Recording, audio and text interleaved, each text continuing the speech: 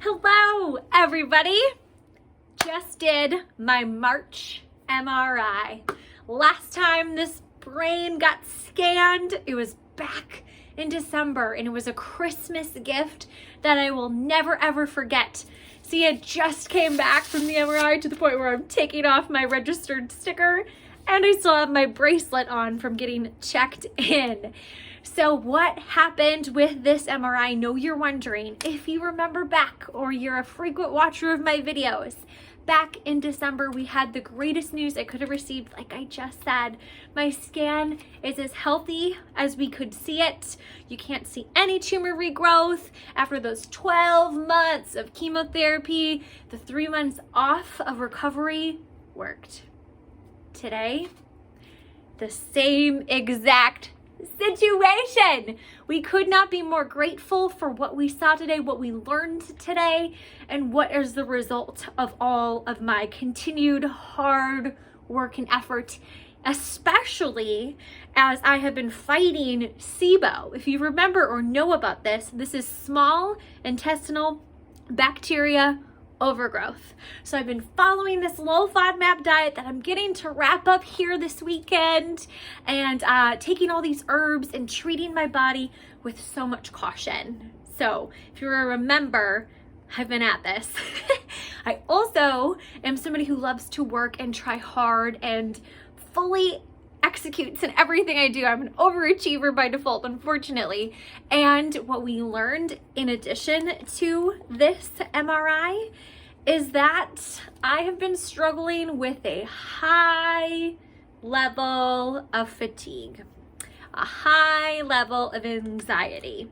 And I'm not the only one out there in this whole big bad world that is struggling with that. More people are suffering with anxiety from 2020 to 2021 based on our past year. It went from, I believe it was like 8% to 36% increase in anxiety alone. I am in the fat middle of that equation, and that increased because of my brain scenario. The fact that I had, if you remember, the tumor that was removed in my head in 2019 that has been under all of this chemo impact was the size of a baseball. Remember, so that happened. That hole is still in my head, and it is recovering, and also it is in the central frontal lobe speech motor skills area, which is why we did this awake brain surgery. And also keep in mind that this hole is trying to do what a regular brain does. It's trying to create thoughts, memories, use speech, good vocabulary, like all of those things that we do day in and day out. And because of this hole, it has to work twice as hard to have one regular thought. So think about me having one thought. You know, your brain is like, wait, that's not normal. Oh, try it again. So that's how it is 24/7 for me. It's extra hard to do day-to-day life. Me being warned about this is a recovery year, take your time. I'm still an overachiever. So what happens? December rolls around, I get a great scan, Christmas happens, I start applying for a ton of jobs. I get a job. Thank the Lord for that, right? I get started, I'm so excited. I was in the job from January to the beginning of March because I quickly saw the impact on my body. Whoa, I can't do this. I can't fulfill it. I can't work for this long. Then I started a part-time job in addition because I needed to get back to my thing, right? Because it was part-time. So I had to end at one position, and still even with this current position, my brain has been under attack. Not negatively, but me trying to use it, me trying to be who I was, me feeling my normal self, but now being smacked in the face with a big fat reminder that your brain is working twice as hard.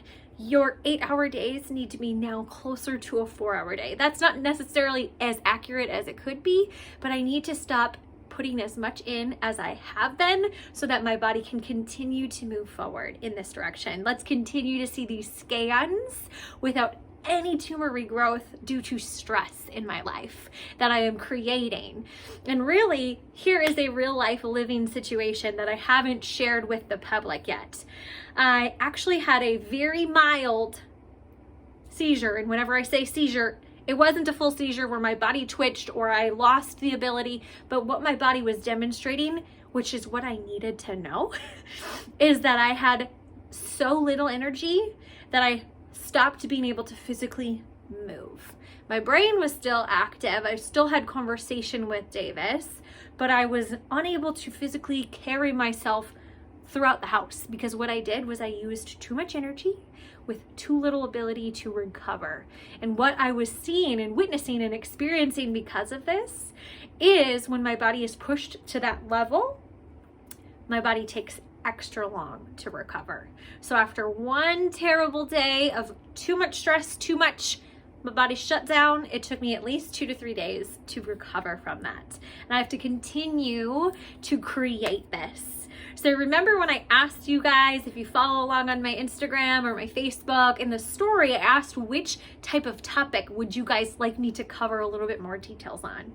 One of them was fatigue. I've been creating it, I've been learning from experience, and I'm now full force in creating fatigue. So you will all learn now from the new expert who needs to create more rest, create more rejuvenation, and spread myself out at a healthy, reoccurring level. Now I'm sharing this because I want to give you the update, but also you all are guilty of doing the same thing with ability to use your brain for 8 to 10 hours a day, if not more.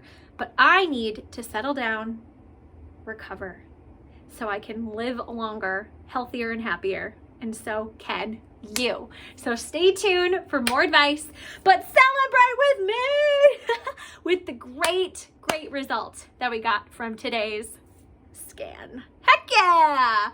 Be brave, and my scan is good.